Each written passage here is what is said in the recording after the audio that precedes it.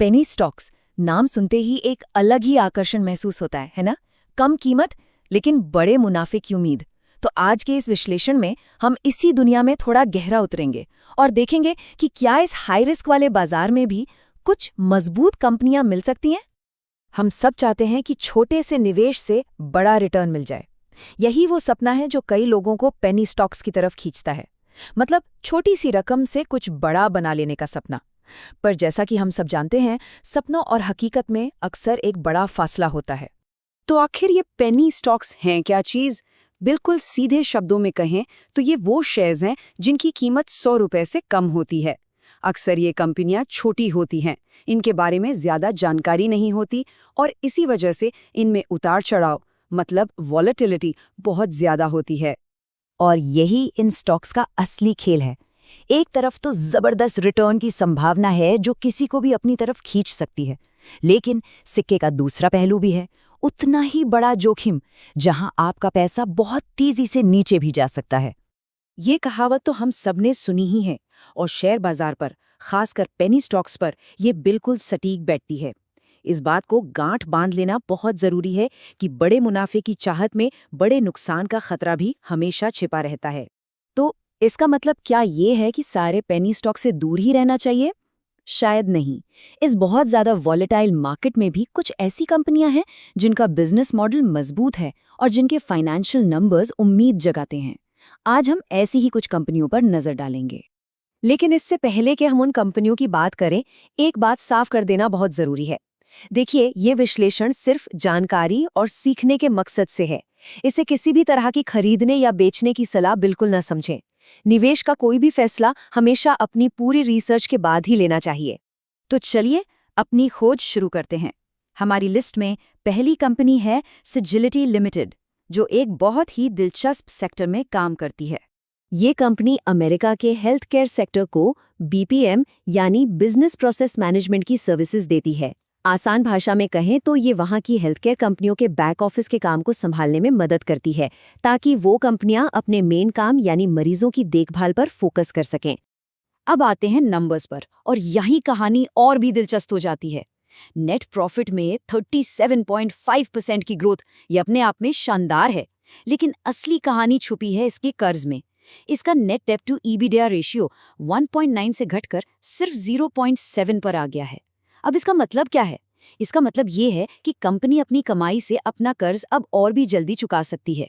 ये दिखाता है कि कंपनी फाइनेंशियली कितनी ज्यादा स्थिर और मजबूत हो गई है।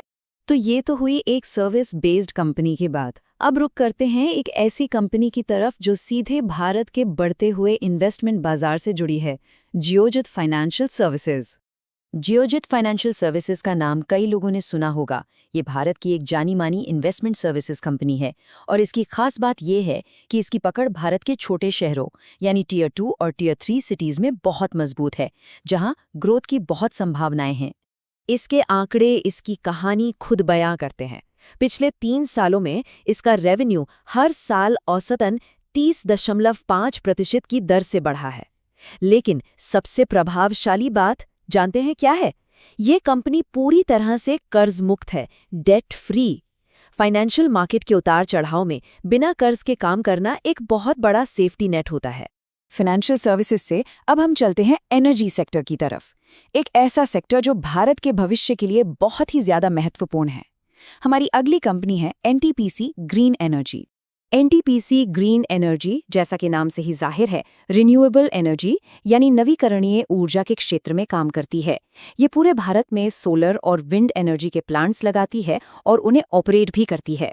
यहाँ जो आंकड़ा सबसे ज्यादा ध्यान खींचता है वो है नेट प्रॉफिट में 38.2% की जबरदस्त छलांग। ये सिर्फ एक नंबर नहीं है, ये दिखाता है कि कंपनी भारत के रिन्यूएबल एनर्जी के बड़े लक्ष्यों का फायदा उठाने के लिए कितनी अच्छी तरह से तैयार है। 2032 तक 60 गीगावाट कैपेसिटी का टारगेट है, तो ये ग्रोथ तो शायद बस एक शुरुआत है। एनर्जी से अब हम भारत के अर्थव्यवस्था की नींव यानी एग्रीकल्चर सेक्टर की ओर बढ़ते हैं। हमारी आखिरी कंपनी है बीसीएल इंडस्ट्रीज।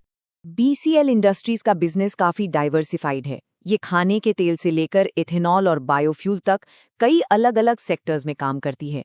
ये डाइवर्सिफिकेशन इसे बाजार के उतार चढ़ाव से निपटने में मदद करता है।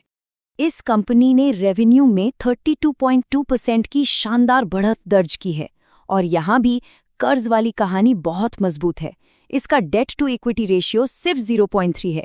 इसका सीधा मतलब है कि कंपनी के पास अपनी संपत्ति की तुलना में बहुत कम कर्ज है, जो इसे किसी भी आर्थिक मुश्किल से लड़ने की ताकत देता है। तो इन सभी उदाहरणों को देखने के बाद मुख्य सवाल क्या है? क्या इन कंपनियों में निवेश कर देना चाहिए? नहीं, इन उदाहरणों का असली मकसद आपको स्टॉक टिप देना नहीं, बल्कि स्टॉक को परखने का एक तरीका दिखाना था। किसी भी पेनी स्टॉक को देखने से पहले हमेशा इन 3 सवालों की कसौटी पर उसे परखें। पहला, क्या कंपनी का बिजनेस असल में मजबूत है? दूसरा, क्या कंपनी को चलाने वाले लोग भरोसेमंद हैं? और तीसरा, क्या स्टॉक की कीमत उसकी असली वैल्यू से बहुत ज्यादा तो नहीं हो गई है? और अंत में ये सवाल हर निवेशक को खुद से पूछना चाहिए। हर किसी की रिस्क लेने की क्षमता अलग होती है। क्या एक संभावित बड़े मुनाफे के लिए एक कैलकुलेटेड रिस्क उठाना सही है? इसका जवाब सिर्फ और सिर्फ निवेशक के अपने फाइनेंशियल गोल्स और रिस्क लेने की क्षमता पर निर्भर करता है। उम्मीद है इस चर्चा से आपको पेनी स्टॉक्स को एक नए नजरिए से देखने में मदद मिली होगी। अगर ये जानकारी पसंद आई तो इसे लाइक और शेयर जरूर करें। जुड़ने के लिए धन्यवाद।